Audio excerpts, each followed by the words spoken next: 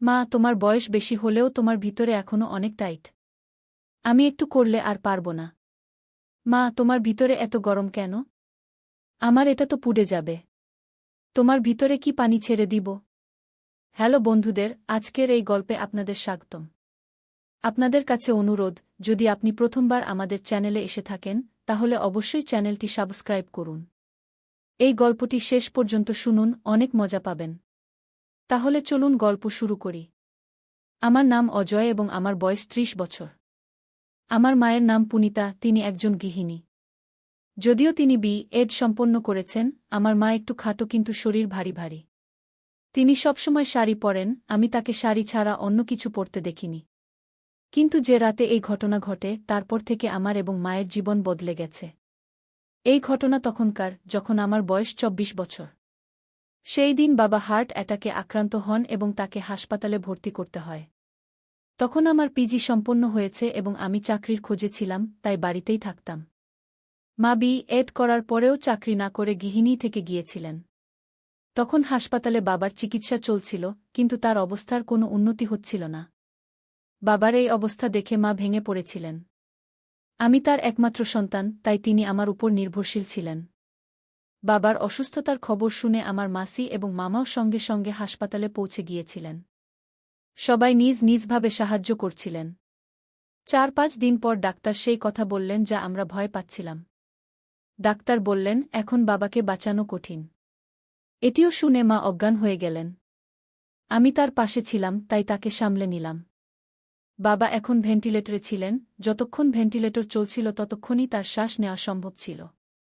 তখন আমি এবং মা বাবার সঙ্গে শেষবারের মতো দেখা করতে আইসিইউতে গেলাম। মা এখন কিছুটা সামলে উঠেছিলেন, তিনি কাঁদতে কাঁদতে বাবাকে জড়িয়ে ধরলেন। আমিও তার হাত ধরে কাঁদতে লাগলাম। কিছুক্ষণের মধ্যেই বাবার শেষ নিঃশ্বাস বেরিয়ে গেল এবং তিনি তার জীবনযাত্রা সম্পন্ন করলেন। আমরা আইসিইউ থেকে বেরিয়ে এলাম এবং মা আমাকে জড়িয়ে ধরে জোরে জোরে কাঁদতে লাগলেন। পরে শেষকৃত্যের প্রস্তুতি শুরু হয়ে গেল। দিন কেটে গেল, সন্ধ্যা ৬টা বাজে। শেষকৃত্যের সমস্ত কাজ আত্মীয়রা সামলে নিয়েছিল। শ্মশানঘাট থেকে বাড়ি ফিরে আমি নিজের ঘরে গেলাম এবং জোরে কেঁদে উঠলাম। মা শুধু কাঁদছিল, সে খুবই বিচলিত ছিল। কিছুক্ষণ পর মাসি আমার জন্য চা নিয়ে এলেন, তখন আমি উঠে বসলাম। চা নিতে গিয়ে আমি তাকে জিজ্ঞাসা করলাম, মা কেমন আছে? মাসি বললেন, দিদি এখনও কাঁদছেন অজয়। তাকে খুব কষ্ট হচ্ছে। তখন আমি বললাম, হ্যাঁ মাসি, তার বাবার সাথে খুব লেগে থাকত। আমারও কিছু বুঝে আসছে না। মাসি বললেন, আমি বুঝতে পারছি অজয়, কিন্তু এখন দিদির তোমারই সাহায্য দরকার। এই বয়সে সে পুরোপুরি তোমার উপরই নির্ভর করছে। এতটা বলে মাসি চলে গেলেন। তখন আমি ভাবতে শুরু করলাম যে এখন এই বাড়ির দায়িত্ব আমারই। আমার মনে চাকরি এবং ভবিষ্যৎ জীবন নিয়ে নানা চিন্তা আসতে লাগল। আমাকে যত তাড়াতাড়ি সম্ভব চাকরি খুঁজে নিতে হবে এবং নিজেকে দায়িত্বশীল করে তুলতে হবে, কারণ বাবার পেনশনে আমরা কতদিন চলতে পারব? এই সব চিন্তায় আমার মাথা ভারী হয়ে উঠছিল। আমি আমার ঘরের বারান্দায় গিয়ে দাঁড়ালাম, যাতে কিছুটা তাজা বাতাস পাই। এতে কিছুটা ভালো লাগল। লিভিং রুমে মা এবং মাসি বসেছিলেন, আত্মীয়দের সাথে কথা বলছিলেন। কিছুক্ষণ পর আত্মীয়দের ভিড় কমে গেল। মাসি আমার ঘরে এসে বললেন, আমি খাবার তৈরি করছি, ততক্ষণ তুমি মায়ের কাছে বসো। আমি হ্যাঁ বলে মায়ের কাছে গিয়ে বসলাম। আমাকে দেখে মা আমার গলা জড়িয়ে ধরে আবার কাঁদতে উঠলেন। আমি তাকে জড়িয়ে ধরে শান্ত করার চেষ্টা করলাম। আমার মা ফর্সা রঙের ছিলেন, এত কান্নার কারণে তার গাল লাল হয়ে গিয়েছিল। তার চোখও ক্লান্ত ছিল। সে আমার সাথে লেপ্টে কাঁদতে লাগল।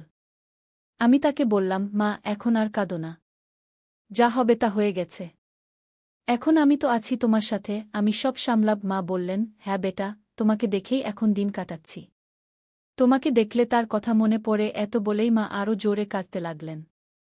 এমন সময় মাসি বাইরে এসে মাকে বললেন, দিদি একটু খাবার খাও।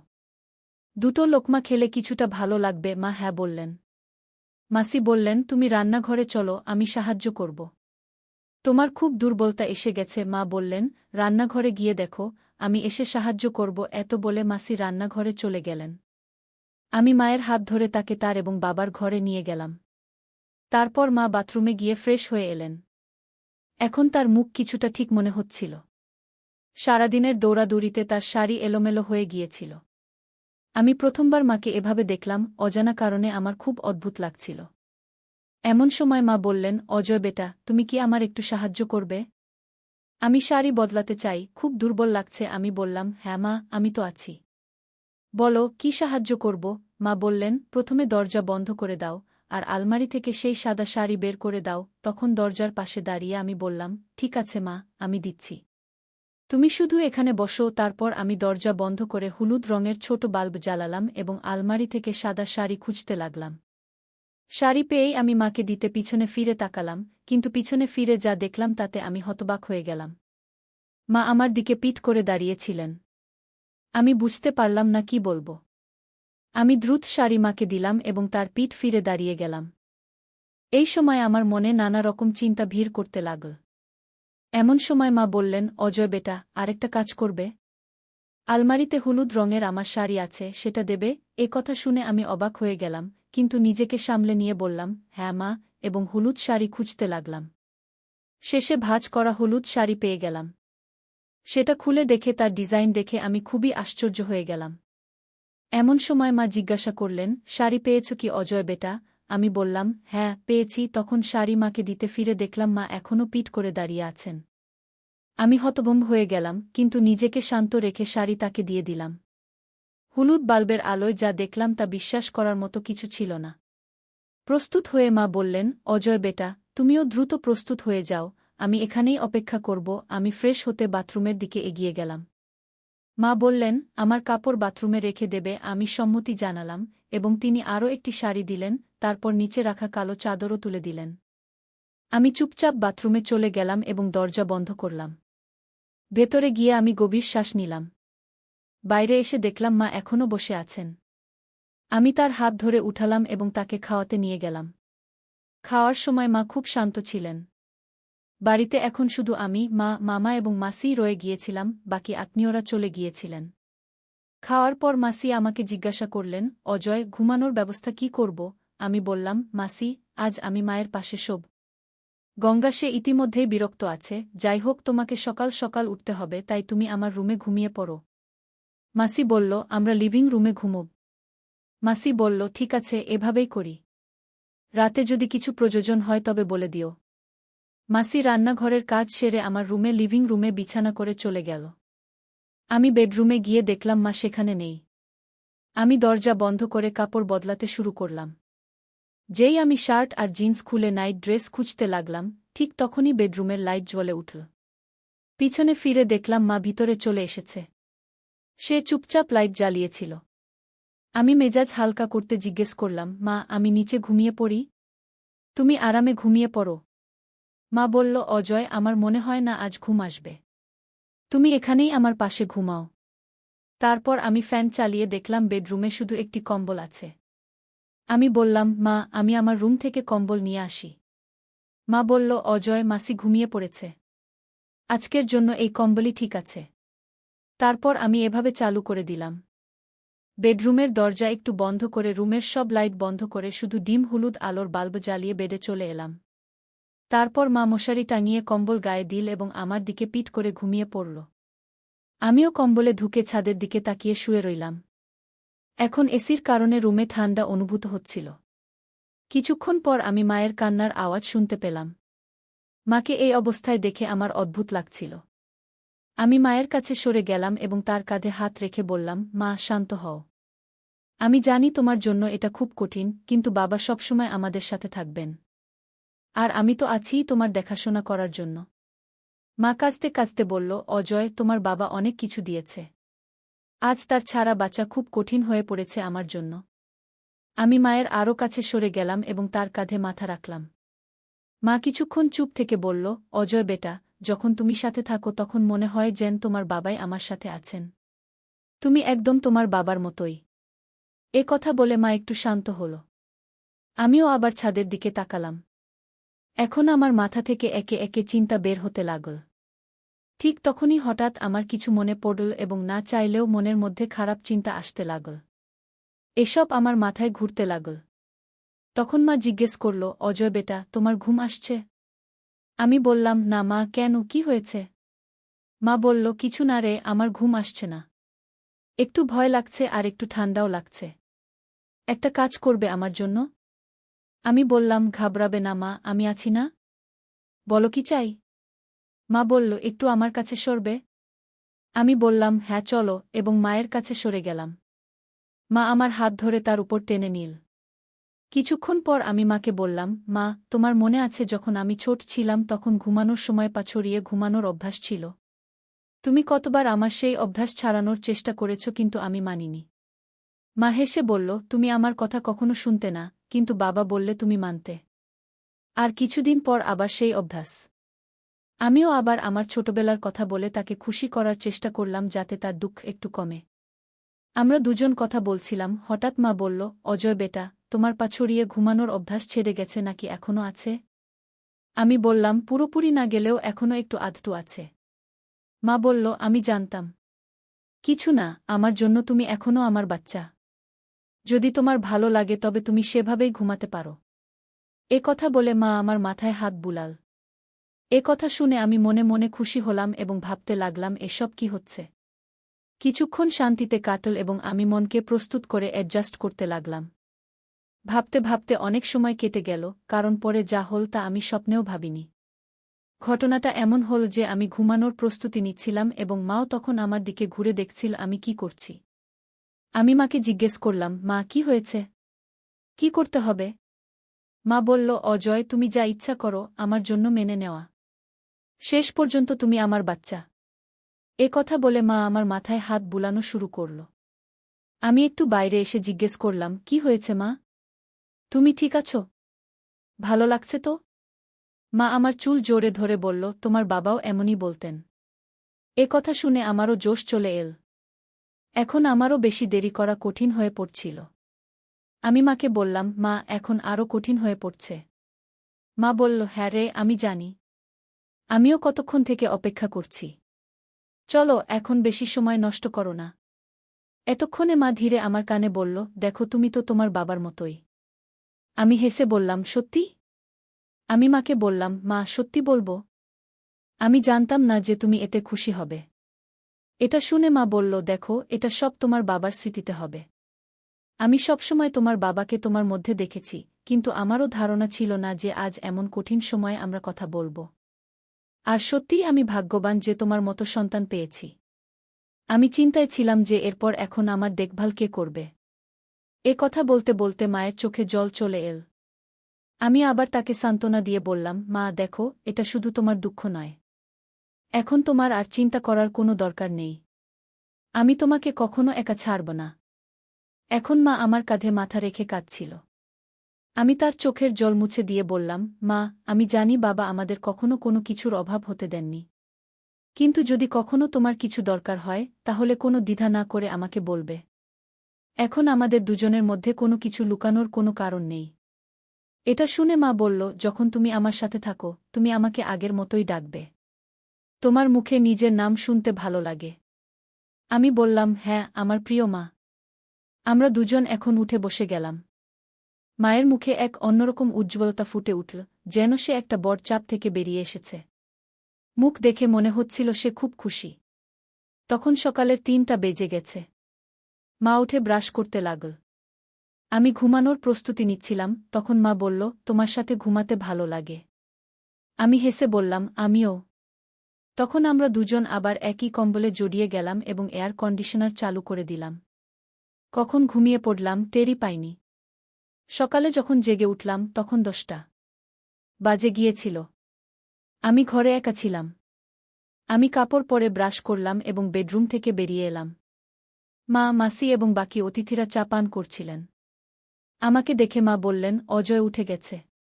এসো, চা নাও। আমি হ্যাঁ বলে মায়ের কাছ থেকে চা নিলাম। ঠিক তখনই দরজার ঘণ্টা বাজল। মাসি গিয়ে দরজা খুললেন, সেখানে আমার দাদি অর্থাৎ বাবার মা দাঁড়িয়েছিলেন। আমার দাদি জাপানে চাচার কাছে থাকতেন। দাদু মারা যাওয়ার পর চাচা তাকে সাথে নিয়ে গিয়েছিলেন। বাবা হঠাৎ মারা যাওয়ায় তিনি তড়িঘড়ি আসতে পারেননি। দাদি বাড়িতে ঢুকেই জোরে জোরে কাঁদতে শুরু করলেন। মাও তাকে জড়িয়ে ধরে কাঁদতে লাগলেন। আমার দাদির নাম ছিল ববিতা। আমি তাকে ছোটবেলায় দেখেছিলাম। দাদু মারা যাওয়ার পর চাচা তাকে সাথে নিয়ে গিয়েছিলেন। আমি অনেক বছর পর দাদিকে দেখছিলাম। দাদি অনেক বদলে গিয়েছিলেন। তার জীবনযাপন, কথা বলার ভঙ্গি সবই জাপানি স্টাইলে হয়ে গিয়েছিল। আমাকে দেখে দাদি স্নেহে আমার গায়ে হাত বুলালেন এবং আমাকে জড়িয়ে ধরে কাঁদতে লাগলেন। আমি দাদিকে সান্ত্বনা দিচ্ছিলাম। পরের 15 থেকে 20 দিন শুধুই দৌড়ঝাঁপে কেটে গেল। এখন দাদি চলে এসেছিলেন, তাই আমার এবং মায়ের একসাথে সময় কাটানোর সুযোগ কম হচ্ছিল। রাতেও দাদি মায়ের সাথে ঘুমাতেন, তাই আমাদের একসাথে থাকার সুযোগ হচ্ছিল না। জানতাম, কিন্তু চুরি করে সময় কাটাতেও এক আলাদা মজা ছিল। যখনই সময় পেতাম কথা বলতাম, কিন্তু এমন সুযোগ খুব কমই আসত। এখন বাবাকে গেছে 1 মাস হয়ে গিয়েছিল। দাদি তখনও বাড়িতে ছিলেন। আত্মীয় স্বজনদের দেখা করতে আসাও কমে গিয়েছিল। মাসিও 1-2 দিনের মধ্যে নিজের বাড়ি চলে যাবেন। বাড়ির সব কাজ ধীরে ধীরে স্বাভাবিক হতে শুরু করেছিল। মাঝে মাঝে কোনো আত্মীয়ের ফোন আসত বা কেউ দেখা করতে আসত, আর তখন পুরনো স্মৃতি তাজা করে কান্না শুরু হয়ে যেত। একদিন দাদি বললেন, অজয় বেটা, তোমার সাথে কিছু কথা বলতে চাই। আমি বললাম, বলো দাদি। দাদি বললেন, আজ তোমার বাবাকে গেছে 1 মাস। তোমার মা এখনও সেই শোক থেকে বেরিয়ে আসতে পারেননি। তাই আমি বলছি, তুমি মাকে মামার কাছে শিবপুর নিয়ে যাও। সেখানে কয়েকদিন থাকলে পুনিতার কিছুটা স্বস্তি হবে। পুনিতা আমার মায়ের নাম। আমি বললাম, হ্যাঁ দাদি, ঠিক বলছ। আমি মায়ের সাথে কথা বলব। দাদির কথা আমার ঠিক মনে হল। মা এবং আমারও এতদিন পর একসাথে সময় কাটানোর সুযোগ মিলত। তাই আমি সঙ্গে সঙ্গে রাজি হয়ে গেলাম এবং মায়ের সাথে কথা বললাম। মাকেও ব্যাপারটা ভালো লাগল। তারপর আমি মামাকে ফোন করে আমাদের আসার প্ল্যান জানালাম। মামা এবং মামি দুজনেই উৎসাহে আমাদের জন্য অপেক্ষা করতে লাগলেন। পরের দিন আমাদের বেরোতে হবে, তাই আমি এবং মা প্যাকিং শুরু করলাম। কিছু প্রয়োজনীয় কাপড় নিয়ে আমরা ব্যাগ গুছিয়ে নিলাম। প্ল্যান হল, আমি এবং মা ফ্লাইটে কলকাতা যাব। সেখান থেকে মামা নিজের গাড়ি নিয়ে আসবেন এবং আমরা শিবপুর মামার গাড়িতে যাব। মনসুন শুরু হয়ে গিয়েছিল, তাই আমরা তাড়াতাড়ি বেরোনোর সিদ্ধান্ত নিলাম। প্ল্যান অনুযায়ী আমরা দিল্লি থেকে কলকাতার ফ্লাইট ধরার জন্য প্রস্তুত হলাম। ফ্লাইটে বসেই মা আমার কাঁধ ধরে ঘুমিয়ে পড়লেন। কিন্তু আমি নিজেকে সংযত রাখলাম। দিল্লি থেকে কলকাতার ফ্লাইট প্রায় 2 ঘণ্টার। তাই আমরা দুপুর 2টায় কলকাতা পৌঁছে গেলাম। যেই আমরা কলকাতা এয়ারপোর্টে নামলাম, সেখানে তীব্র বৃষ্টি শুরু হয়ে গেল। এয়ারপোর্টে পৌঁছে আমি মামাকে ফোন করলাম, মামা, কোথায় পৌঁছেছেন? আমরা কলকাতা এয়ারপোর্টে পৌঁছে গেছি। কিন্তু মামা তখনও কলকাতায় পৌঁছাননি। আমি এয়ারপোর্টে মোবাইল বন্ধ করতেই জানতে পারলাম, কলকাতার উপকূলীয় অঞ্চলে সাইক্লোন আঘাত হেনেছে। তাই তীব্র বৃষ্টি হচ্ছে এবং কলকাতার সব রাস্তা বন্ধ হয়ে গিয়েছে। আমি মায়ের সাথে এই সব কথা শেয়ার করলাম এবং আমরা সিদ্ধান্ত নিলাম, সাইক্লোন এবং বৃষ্টি থামা পর্যন্ত আমরা কলকাতাতেই থাকব। আমি মামা এবং দাদিকেও এই খবর দিয়ে দিলাম। সবাই পরিস্থিতির কাছে অসহায় ছিল, তাই কারও কোনো অসুবিধা হল না। তারপর আমি এয়ারপোর্টের কাছেই একটি ভালো 5 স্টার হোটেলে রুম বুক করলাম। সেখানে অন্য কোনো রুম না পাওয়ায় আমাদের 5 স্টার হোটেলের একটি ব্যালকনিযুক্ত রুমই বুক করতে হল। এই পরিস্থিতিতে আমরা দুজনেই খুশি ছিলাম, কারণ আমরা যতটা সময় চেয়েছিলাম ততটা সময় পেয়ে গিয়েছিলাম। এবং নিশ্চিতভাবেই কেউ জানতে পারত না। দ্রুত ক্যাব বুক করে হোটেলে পৌঁছে গেলাম। সেখানে চেক ইন কাউন্টারে আমরা দুজন চেক ইন করছিলাম। আমি আমার নামে রুম বুক করেছিলাম, তাই আমার ডকুমেন্ট দিলাম। তখন রিসেপশনিস্ট বলল, স্যার, ম্যাডামেরও ডেটা চাই সিস্টেমে যোগ করার জন্য। আমি হ্যাঁ বলে মায়ের ডেটা বলতে যাচ্ছিলাম, তখন মা এগিয়ে এসে নিজেই বলতে শুরু করলেন।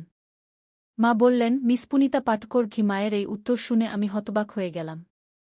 রিসেপশনিস্ট অপশন এবং রিলেশনশিপ জিজ্ঞাসা করলে মা বললেন, মিসেস কু। এবার আমি মায়ের দিকে বিস্ময়ে তাকালাম। মা হালকাভাবে আমার দিকে একটু দেখে আমি হাসলাম এবং সব বুঝে গেলাম। আমরা দুজন রুমে চলে গেলাম। রুমে ঢুকেই আমি দরজা বন্ধ করলাম। আমার ওয়াশরুমে যাওয়া দরকার ছিল, ভ্রমণ এবং দৌড়াদৌড়িতে আমার সময় হয়নি। তখন আমি মাকে একটু সরিয়ে দিয়ে বললাম, পুনিতা জি, আমি 2 মিনিটে ফিরে আসছি।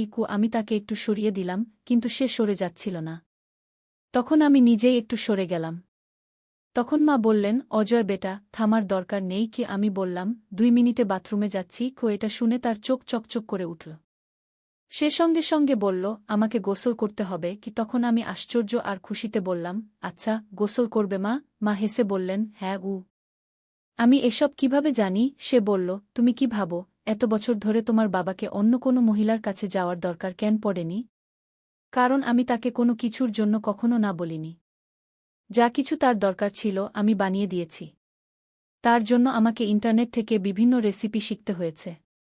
কিন্তু তখনই আমি এই নতুন জিনিসগুলোর খবর পেলাম, তখন আমি আশ্চর্য হয়ে বললাম, সত্যি মা? মা বললেন, হ্যাঁ, সত্যি কি আমরা খুব ক্লান্ত ছিলাম, তাই আমরা দুজনেই ঘুমিয়ে পড়লাম। যখন উঠলাম তখন সন্ধ্যা 6টা বেজে গেছে। ক্ষুধা পেয়েছিল, তাই আমরা প্রস্তুত হয়ে হোটেলে পেট ভরে খাবার খেতে গেলাম। হোটেলে ভালো খাবার খাওয়ার পর আমরা দুজন আবার রুমে ফিরে এলাম। রুমে একটা শান্তিপূর্ণ পরিবেশ ছিল। মা বললেন, অজয়, আজকের সন্ধ্যা খুব বিশেষ কি? তখন তার চোখে এক চমক ছিল যা আমি আগে কখনো দেখিনি। আমি হেসে বললাম, হ্যাঁ মা, আজকের সন্ধ্যা সত্যিই বিশেষ। তারপর আমরা দুজন টিভি অন করলাম এবং কিছুক্ষণের জন্য একটা রোমান্টিক মুভি দেখতে লাগলাম। মুভির সময় মা আমার হাত ধরে ফেললেন এবং ধীরে ধীরে আমার কাছাকাছি চলে এলেন। তখন তার মুখে একটা মিষ্টি হাসি ছিল। সে বলল, অজয়, তোমার সাথে কাটানো প্রতিটি মুহূর্ত আমার জন্য বিশেষ হয়। আমি তার চুলে হাত বুলিয়ে বললাম, মা, তুমি আমার জীবনের সবচেয়ে সুন্দর অংশ। তারপর আমাদের দুজনের মধ্যে একটা গভীর রোমান্টিক আলোচনা শুরু হল। আমি তার কাছাকাছি গেলাম এবং সেও আমার কাছাকাছি এল। তারপর আমি তাকে জড়িয়ে ধরলাম। সেই মুহূর্তে মনে হচ্ছিল যেন সময় থেমে গেছে। তার হৃদস্পন্দন আমার হৃদস্পন্দনের সাথে মিলে যাচ্ছিল। আমরা একে অপরকে কাছ থেকে অনুভব করলাম এবং আমাদের শ্বাস এক হয়ে গেল। মা মৃদু কণ্ঠে বললেন, অজয়, আমি তোমাকে খুব ভালোবাসি। আমি আমার ঠোঁটে হালকা হাসি নিয়ে বললাম, মা, তুমি তো আমার জীবন। তারপর আমরা একে অপরের চোখে তাকালাম এবং ধীরে ধীরে আমাদের ঠোঁট কাছাকাছি নিয়ে এলাম। সেই মুহূর্তটা খুবই জাদুকরী ছিল। ঠিক তখনই আমাদের ঠোঁট একে অপরের সাথে মিলে গেল এবং আমরা একটা গভীর আর রোমান্টিক অভিজ্ঞতা ভাগ করলাম। এই অভিজ্ঞতা আমাদের ভালোবাসা আর বিশ্বাসের প্রতীক ছিল। তারপর আমরা দুজন একে অপরের বাহুতে রাত কাটালাম, একে অপরের উষ্ণতা আর ভালোবাসা অনুভব করলাম। সেই রাতে আমরা বুঝতে পেরেছিলাম সত্যিকারের ভালোবাসা কি। আমাদের মধ্যে বন্ধন আরও শক্ত হয়ে গিয়েছিল। সকালে যখন সূর্যের আলো ঘরে এল, তখন আমি মাকে আমার পাশে ঘুমোতে দেখলাম। তার হাসি আর শান্ত মুখ দেখে আমি অনুভব করলাম আমার জীবনের প্রতিটি দিন তার সাথে কতটা বিশেষ। আমি আস্তে তার কপালে হাত বুলিয়ে দিলাম এবং তাকে জাগালাম।